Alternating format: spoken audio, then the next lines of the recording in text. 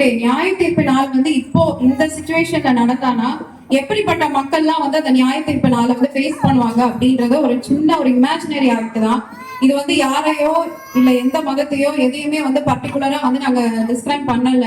Just ஒரு imaginary act தான், பார்த்து என்ஜாய் மட்டும் பண்ணுங்க. அதை வச்சு வந்து இது அதை பத்தி இருக்கு அதை பத்தி இருக்குன்ட்டு நீங்க வந்து அதை யோசிக்க வேண்டாம்.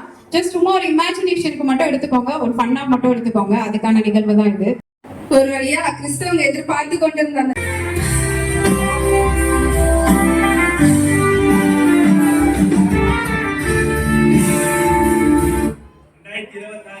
என் கட்சி தான், நம்ம ஆட்சி தான், நான் வரேன். எல்லாரும் வெயிட் பண்ணுங்க, கண்டிப்பா வருவேன். பேரை சொல்லு. அப்படி ஒரு பேரை இங்க இல்ல, நீ போனோம். ஏன் என் பேர் உள்ள இல்ல? நான் எவ்வளவு பேருக்கு ரோல் மாடல் தெரியுமா? நான் எவ்வளவு பேரை படிக்க வச்சிருக்கேன் தெரியுமா? நான் எவ்வளவு நிதி உதவி பண்ணிருக்கேன் தெரியுமா? எவ்வளவு பேர் என்னால மேல வந்திருக்காங்கன்னு தெரியுமா? இதெல்லாம் தெரியாம ஏன் அப்படி பேசுறீங்க? இதெல்லாம் நீ கட்சி தொடங்குறதுக்காக. அதுக்கு முன்னாடி நீ என்ன பண்ணிட்டு இருந்த? அதுக்கு முன்னாடி நான் ஒரு பெரிய ஆக்டர். என்ன மட்டும் நீங்க இப்ப உள்ள அனுப்பலாம்னு வச்சுக்கோங்க. என் கட்சி தோட்ட எல்லாருமே தீக்குளிப்பா, ரோட்ல பிரச்சனை நடக்கும், அப்புறம் நானே 2000 பாக்குவாங்க. மேன்மை மத்தேயு 4:7 படி பிசாசு இப்படிதான் தன்னைத்தான் மேன்மை பாராட்டி எனக்கே சேலஞ்ச் கொடுத்தான். அவன் நிலைமை என்னன்னு உனக்கு நல்லாவே தெரியும். உனக்குலாம் இங்க இடம் கிடையாது, நீ கிளம்பு.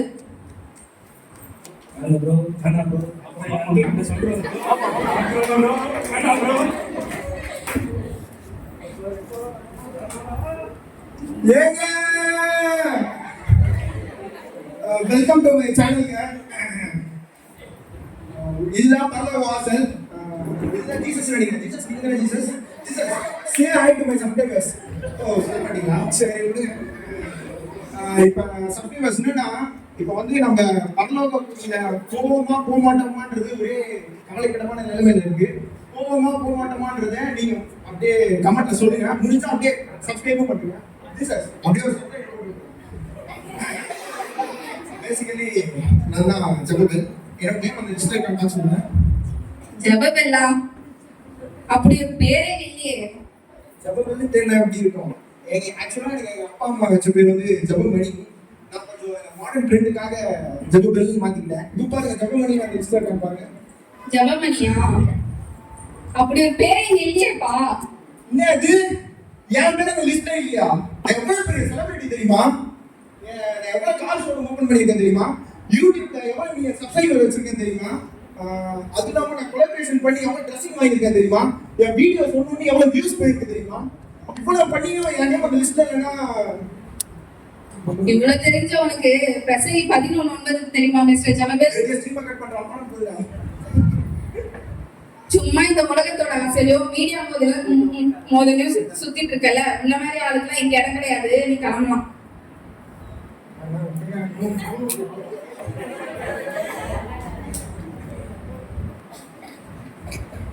எல்லாரும் தள்ளி உங்க பேரு அவங்கலாம் இடம் இல்ல. இந்த மாதிரி பணக்காரங்க தான் இந்த பரலோகத்துல முதல் இடம் சொல்ல போனோமா?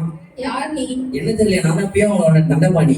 ஆமா ஏசியா ஒரே ஸ்வெட்டா இருக்கு. எப்படிதான் இவ்வளவு பேர் இங்க உட்காந்துருக்காங்களோ தெரியல. என்னோட சிக்னலையும் கிடைக்க மாட்டேங்குது. என்னோட நெட்வொர்க் எல்லா இடத்துலயும் இருக்கு, ஏன் மட்டும் கிடைக்க மாட்டேங்குது தெரியல. ஆமா உன்ன மாதிரி பணத்துக்கு பிடிச்ச ஆளுக்குலாம் இங்க இடம் கிடையாதுப்பா, நீ கிளம்பு. எனக்கு இடம் இல்லையா? இந்த பணம் எத்தனை லட்சம் சொல்லுங்க, இப்பயே நெட் கேஷ் கொடுத்து வாங்கிக்கிறேன். மத்தேயு 19:20 உன்ன மாதிரி ஆளுக்கு தான். சும்மா நீங்க என்ன பண்றீங்க, நான் நல்லது பண்றேன் அது பண்றேன் இது பண்றேன்னு சொல்லிட்டு ஏழைங்க கிட்ட இருக்கிற காசெல்லாம் சுரண்டி பெரிய பெரிய மாளிகையா கட்டிக்கிறீங்க. நீங்களாம் இங்க இல்லாதவங்களுக்கு கொடுத்து உதவ போறீங்க. உனக்குலாம் இங்க இடம் கிடையாது, நீ கிளம்பு. ஒரு 2 பேருக்கு ஒரு படி கொடுத்து நம்பிக்கையா?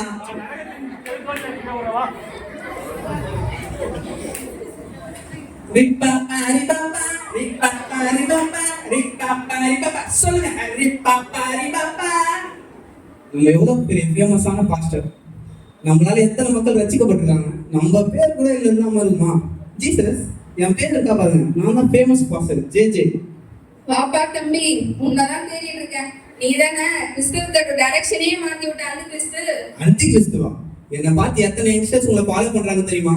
என் பாட்டை கேட்டிருக்கீங்களா? என் பாட்டு என்ன மாதிரி ஒய்ஃபா இருக்கும் தெரியுமா?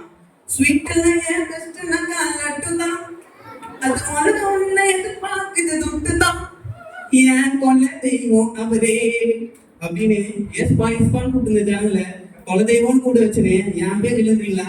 போதும்பா, உன் பாட்டு தான் என் மக்கள் எல்லாரையும் குத்தாட்டம் போட வச்சது. லூக்கா 21:8 உன்ன மாதிரி ஆளுங்க தான். நீங்க என்ன பண்றீங்க?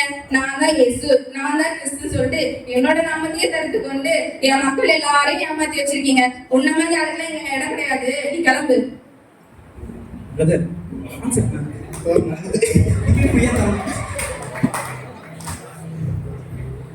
சந்தோஷம் பொங்குதே சந்தோஷம் பொங்குதே சந்தோஷம் இதில் பொங்குதே. ஏன் ஸ்தோத்திரம் யா, உள்ள போகலாமா? யாருமா நீங்க? ஏன் என்ன தெரியலையா?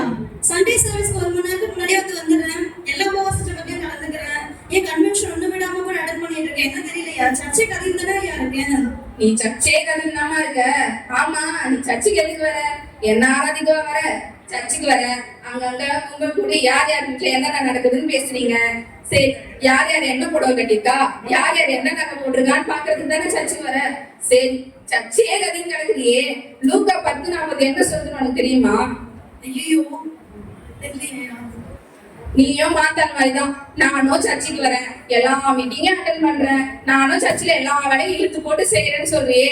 ஆனா உன்னால இங்க ஒரு பிரயோஜனமும் கிடையாதுமா. உனக்கும் இங்க இடம் கிடையாது. நீ கிளம்பலாம். ஐயோ விட்டுருங்க.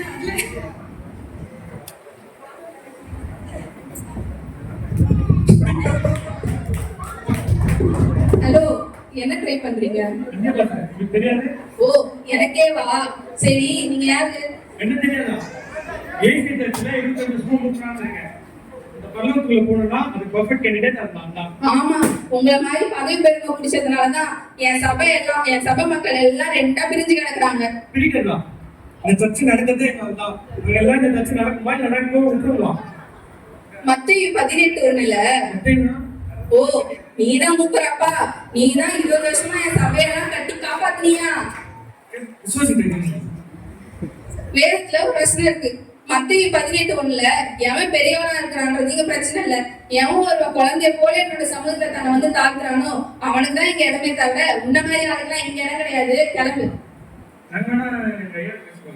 வேணாம்ப்பா, வேணாம்ப்பா, போதும். நீ சபைய போதகருக்கு எடுத்தது போதும், என் சபை மக்களுக்கு எடுத்தது போதும். ஏய் எல்லாரும் வாங்கடா.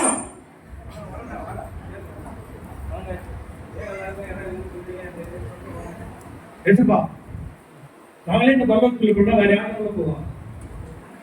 பதவி பெருமை, ஆட்சி பெருமை, உலகமும், பகை, கொலை, ஆணவம், இச்சை, ஜாதி, மத வேற்றுமை இப்படின்னு துணிகரமா மனப்போட போகல போறீங்களே. பாவம் தெரிஞ்சோ அதை துணிகரமா செய்றீங்களே. உங்களை மாதிரி ஆளுக்கெல்லாம் நரகத்தின் வாசலே திறக்கப்படும். லூக்கா 14 ஆசிரியர் மாதிரிதான். எவன் ஒருவன் என்னோட கற்பனையில கை கொண்டு என்னோட கட்டளையில பின்பற்றி வாழ்றாள் அவனுக்கு வீடு இல்லாம இருக்கலாம், காசு இல்லாம இருக்கலாம், ஏன் ஒரு வேளை சாப்பாட்டுக்கு கூட வழி இல்லாம இருக்கலாம். எப்ப அவன் உலக ஆசையெல்லாம் வெறுத்து என்ன பின்பற்றானோ அவன மாதிரி ஆளுக்குதான் பரலோகத்தின் வாசல் திறக்கப்படும். இது உங்களுக்கும் பொருந்தும். ஜட்மெண்ட் டே எப்ப வேணாலும் வரலாம். நீங்க அதுக்கு தயாரா இருக்கீங்களா? இல்ல இவங்களை போல பரலோகம் ஏன் எனக்கு இல்ல அப்படின்னு சொல்லிட்டு கேள்வி கேட்க போறீங்களா? மனம் திரும்புங்க. பரலோகம் 2ஆம் வருகை இன்னும் தூரம் இல்லை. தேங்க்யூ.